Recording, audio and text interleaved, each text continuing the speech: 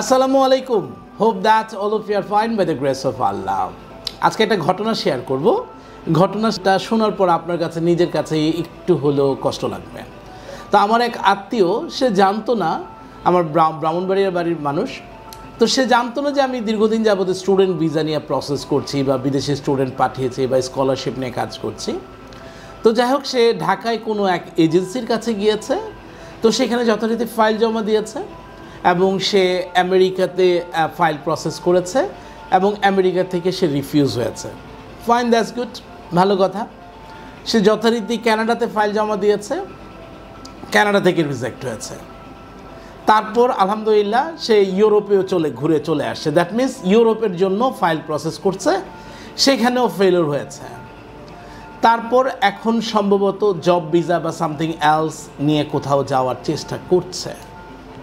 তো আমি তাকে জিজ্ঞাসা করলাম, রে ভাই, আপনি আমেরিকার কোন ইউনিভার্সিটিতে আপনি ফাইলটা জমা দিয়েছেন? সে বলল যে স্যার কোন ইউনিভার্সিটিতে দিল আমাকে, আমি আসলে মনে নাই। আচ্ছা, ফাইন, দ্যাটস গুড। আপনি ব্যাংকে কত টাকা দেখিয়েছিলেন? তো বললো যে আমাকে ব্যাংকের সার্টিফিকেট বানাই দিছিল ওরা, আমি জানি না। ওকে, ফাইন, দ্যাটস গুড। কানাডার কোন ইউনিভার্সিটিতে আপনি অ্যাপ্লাই করেছিলেন? তো বললো যে স্যার আমি তো কানাডাতে করেছি, কিন্তু আমি তো জানি না কোন ইউনিভার্সিটিতে করছে। ওকে, ফাইন, দ্যাটস গুড। তারপর আপনি এখন ইউরোপের কোন ইউনিভার্সিটিতে করছেন বা ইউরোপের কোথায় করছেন? বলে যে স্যার চেক রিপাবলিকে আমি দিয়েছিলাম। ওকে, ফাইন, দ্যাটস গুড। ইউনিভার্সিটির নাম বলেন। স্যার আমি তো ইউনিভার্সিটির নাম জানি না। তো এখন আপনি কি করতে যাচ্ছেন? বলে যে এখন আমি জব ভিসা নিয়ে বা কোনো সুযোগ যদি থাকে তাহলে আমি এইভাবে যেতে চাচ্ছি। তা আসলে দেখেন, ওর স্বপ্ন দেখেছিল বিদেশে যাওয়ার জন্য। সে যার কাছে গিয়েছে সেই ফাইলটা দেখার পরও কিন্তু সে বুঝে ফেলেছে যে আদৌ সে আমেরিকা যেতে পারবে কিনা। So first of all you have to assessment your file. আপনাকে প্রথমে নিজেকে আপনার নিজের ফাইলটা অ্যাসেসমেন্ট করতে হবে যে আমার কি রেজাল্ট আছে। আমার এসএসসিতে আছে 3.5, এইচএসসিতে আছে দেখা গেছে 3.06। সো এই রেজাল্ট নিয়ে আমার আইএলটিএস নাই, আমি কি পারবো বা আমাকে কি ভিসা দিবে?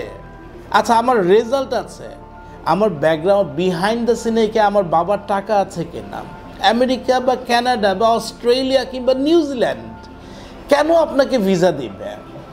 হয় আপনাকে ভালো স্টুডেন্ট হতে হবে অথবা আপনার রিচ ফ্যামিলির হতে হবে। দ্যাট মিনস বলবেন কেমন রিচ ফ্যামিলি? দ্যাট মিনস আপনি যেন টাকা পয়সা বাইরে গিয়ে খরচ করতে পারেন। দ্যাট মিনস আপনি টিউশন ফি ইউকেতে যদি যান, আপনি 15,000 পাউন্ড যদি হয়, ইটস অল অ্যারাউন্ড আপনার প্রায় 20 লাখ টাকার কাছাকাছি কিংবা 20 লাখ টাকার উপরে। আপনি ইউএসএতে যদি যান, আপনি $20,000 যদি ইউনিভার্সিটি টিউশন ফি হয়, $20,000 মানে বাংলাদেশি টাকা 20 লাখ টাকার উপরে। সো এই 20 লাখ টাকা প্লাস হচ্ছে আপনার অ্যাকোমোডেশন, প্লাস হচ্ছে খাওয়া দাওয়া, প্লাস আপনি ঘুরবেন ফিরবেন, এই সেই মিলে আপনার ইয়ারলি 30 লক্ষ টাকা খরচ। সো এই ক্যাপাসিটিটা আপনার আছে কি না, এইটা হচ্ছে যাচাই করে। তো কি হলো, ব্যাট এবং বলে যদি না মিলে তাহলে 6 হয় না কখনো। তো ঠিক তদ্রূপ ওনার অ্যাসেসমেন্টটা উনি করতে পারে না এবং যার কাছে গিয়েছে তিনিও করতে পারে না। তিনি তাকে স্বপ্ন দেখালেন যে হ্যাঁ তোমার যে রেজাল্ট আছে তুমি তো আমেরিকা যেতে পারবা। তো সে তো স্বপ্নে বিভোর। Fine, that's good. আপনি স্যার এই যে অ্যাপ্লিকেশন ফি দিল কত টাকা? বললো যে স্যার 14,000 টাকা দিয়েছি, ফাইল ওপেন করেছি, এমবাসি ফি দিয়েছি, ব্যাংকের জন্য টাকা দিয়েছি, ব্যাংক প্রসেসের জন্য টাকা দিয়েছে। আউটপুট কি? আলটিমেটলি 0। তার মানে ডেস্টিনেশন এবং অ্যাসেসমেন্টটা আপনার ঠিক ছিল না।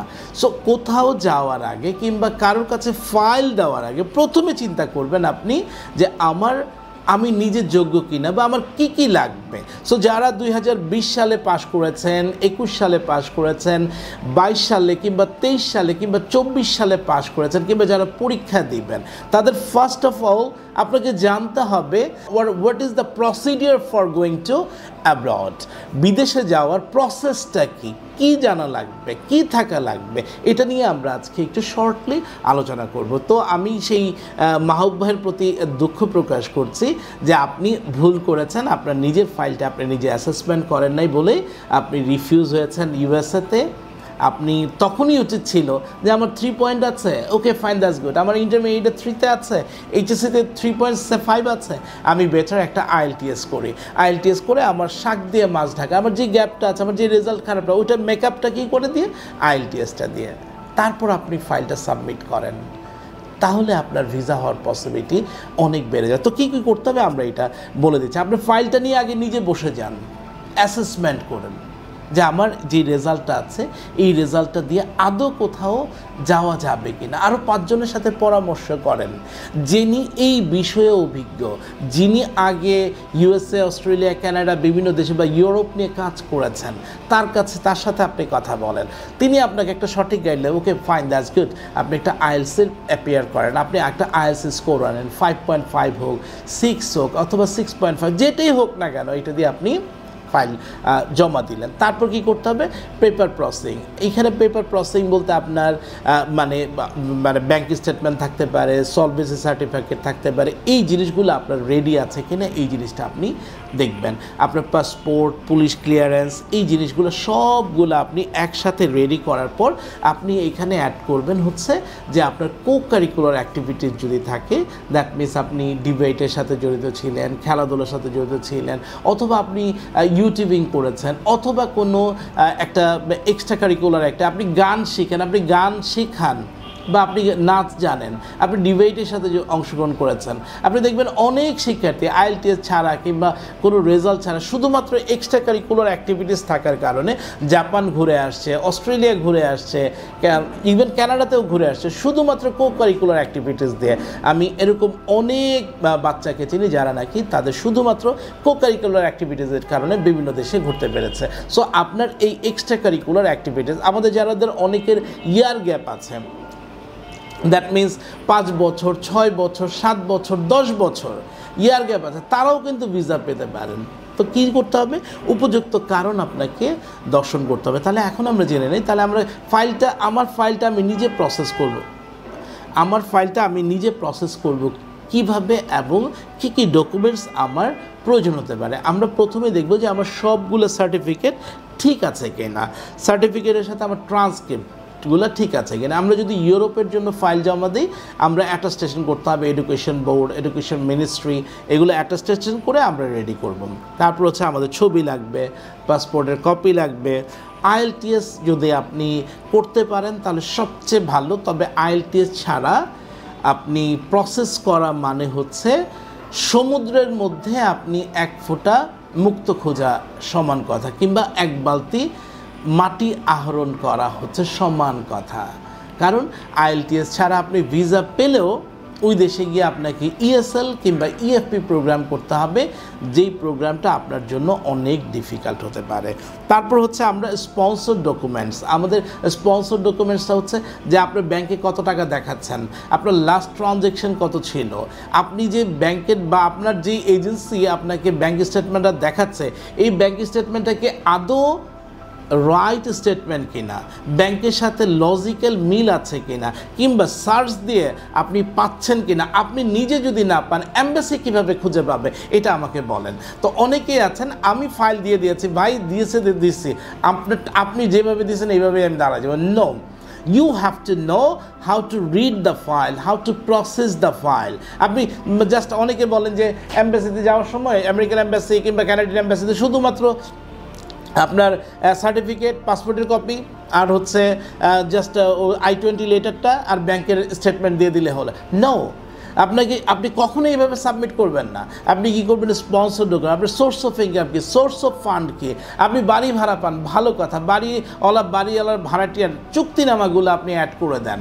আপনি ধরেন একটু মানে 3-4টা পেজ নিয়ে গেলেন, আপনার যেই সাহসটা থাকবে, আপনার কাছে অনেক ডকুমেন্টস থাকে আছে, তখন আপনার ভিতরের সাহসটা কিন্তু কনফিডেন্স লেভেলটা বেড়ে যাবে। তারপর হচ্ছে আপনার লাস্ট ট্রানজ্যাকশন কত ছিল, বড় ট্রানজ্যাকশন আপনি লাস্ট কবে উইথড্রয়াল করেছেন, এই তারিখগুলো, কবে আপনার মানে অ্যাকাউন্টটা ওপেন হয়েছিল, আপনার বাবার অ্যাকাউন্টটা, আপনার মায়ের অ্যাকাউন্টটা কবে ওপেন হয়েছিল, এই জিনিসগুলো কিন্তু আমাদের জানতে হবে। এছাড়াও আপনার ট্যাক্স অ্যাসেসমেন্টটা খুব সুন্দরভাবে আপনি দেওয়ার চেষ্টা করবেন। তারপর হচ্ছে আপনার এসওপি, আপনি কেন স্টাডি অফ পারপাস, এসওপির উপর অনেক কিছু নির্ভর করে। আপনি যখন DS-160টা ফর্মটা ফিল আপ করতে যান, ওইখানে কিন্তু আপনি দিয়ে দিচ্ছেন সব কিছু, এটা দেওয়া আছে, পাশাপাশি আপনার নিজে এসওপিটা আপনি সুন্দর করে লিখবেন, প্রয়োজনে প্রফেশনালকে দিয়ে লেখাবেন, যার এবং অনেকে আছে যে একই রকম মানে এসওপি সবাইকে দিচ্ছে, আপনি কিনে নিচ্ছেন, ওরকম না, আপনি নিজের মাধুরী মিশিয়ে লিখেন, কি আছে না আছে, লিখেন, আপনার স্ট্যান্ডার্ড অনুসারে আপনি লিখেন, এটা আপনি সাবমিট করেন। তারপর হচ্ছে এমওআই, আপনার যদি এমওআইটা আপনি সুন্দরভাবে সাবমিট করেন, আপনার স্টাডি প্ল্যানিং, আপনার ফিউচার প্ল্যান, এটা আপনি সুন্দর করে বলার চেষ্টা করেন। আপনি ওইখানে গিয়ে আমতা করেন তাহলে হবে না। আপনি, আমার এক স্টুডেন্ট কিছুদিন আগে ইস্তোনিয়াতে ভিসা পেয়েছে, তার 7 বছরের গ্যাপ ছিল। ও 7 বছরের গ্যাপ বা 6 থেকে 7 বছরের গ্যাপ ছিল। তো ও কথার প্রসঙ্গে আইএলটিএস 6 ছিল, কথার প্রসঙ্গে কথা বলতে পারে 3 minute, 4 minute, 5 minute, 10 minute, 15 minute, 20 minute, 30 minute কথা বলার পর 40 মিনিট সে ভাবতেও পারে না তার সাথে যে এত কনভারসেশন হবে।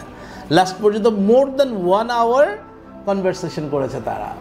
কনভারসেশন করে তাকে ভালো লেগেছে, তারপরে বলে নাই যে আমি তোমাকে ভিসা দিব, এক্সপ্লেইন খোঁজার চেষ্টা করেছে। আপনি আমার ইউটিউব চ্যানেলে গেলে দেখবেন ওর ভিডিও দেওয়া আছে, ও এখন এস্তোনিয়াতে আছে। তো তো কেন সাকসেস হয়েছিল? কারণ সে তার পেপার সম্পর্কে, আমি যেই জিনিসগুলো নিয়ে যাচ্ছি এই জিনিসগুলো আমার ঠিক আছে কিনা, পুলিশ ভেরিফিকেশন সার্টিফিকেট, এই জিনিসগুলো আমি অ্যাড করে দেবো। এইভাবে যদি আমরা অ্যাড করে দিতে পারি তাহলে আমরা অবশ্যই ভালো একটা রেজাল্ট পাবো। একটা কথা আছে, ক্যাচ মিস তো ম্যাচ মিস। আপনি সারা জীবনের অর্জনটা নির্ভর করবে 3 মিনিটের ইন্টারভিউর ওপর কিংবা 2 মিনিটের ইন্টারভিউর ওপর। 2 মিনিটে একবার যদি আপনার পাসপোর্টে দাগ লেগে যায়, পরবর্তীতে কিন্তু এই দাগটা মোছাটা আপনার জন্য ডিফিকাল্ট হবে। সো এই জন্য ইন্টারভিউতে যাওয়ার আগে আপনি নিজেকে পরিপূর্ণ করে নেবেন। এখন বলতে পারেন যে স্যার আমি আসলে কোথায় যাব, কার কাছে যাব, কাকে আমি বিশ্বাস করব? সেই ক্ষেত্রে আপনার আস্থার একটা নাম হতে পারে এলএমএ ইন্টারন্যাশনাল।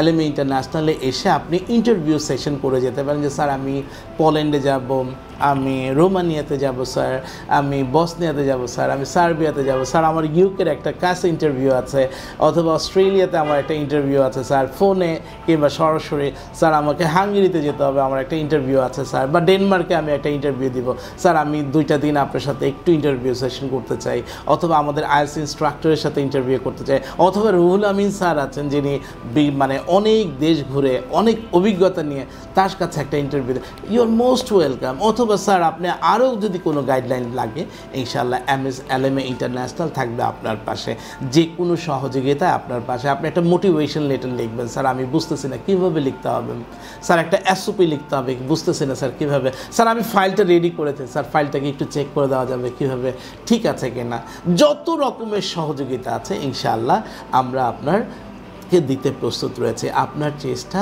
আমাদের একটু সহযোগিতা আপনাকে বানাতে পারে একজন সফল ব্যক্তিত্ব কিংবা একজন রেমিটেন্স ফাইটার। আর একজন রেমিটেন্স ফাইটার বাংলাদেশ এবং তার পরিবারের জন্য ভূমিকা রাখে, এবং এই রেমিটেন্স ফাইটারদের জন্য আমরা কিছু করতে পারলে আমরা আমাদের জীবনকে সার্থক মনে করব। ইতিমধ্যে দেখবেন যে আমাদের মাধ্যমে শত শত শিক্ষার্থী আলোকিত হয়েছেন, হাজারো শিক্ষার্থী আলোকিত হয়েছেন। কেউ আজকে দেশের বাইরে স্টুডেন্ট ভিসা কিংবা জব ভিসা নিয়ে বিদেশে অবস্থান করছেন। তারা যে আমাদের জন্য দোয়া করে, এই দোয়াটাই আমাদের জন্য সবচেয়ে বড় অ্যাচিভমেন্ট। সো আমরা আশা করব যে আপনারা এলএমএ ইন্টারন্যাশনাল, এটা আপনাদের প্রতিষ্ঠান, যখন ইচ্ছা জাস্ট একটা ফোন করে চলে আসবেন, অথবা এই নিচে দেখানো নাম্বারে একটা ফোন করে আপনারা একটা অ্যাপয়েন্টমেন্ট বুক করুন যে স্যার আমি এই কান্ট্রি নিয়ে আপনার সাথে একটু ডিসকাস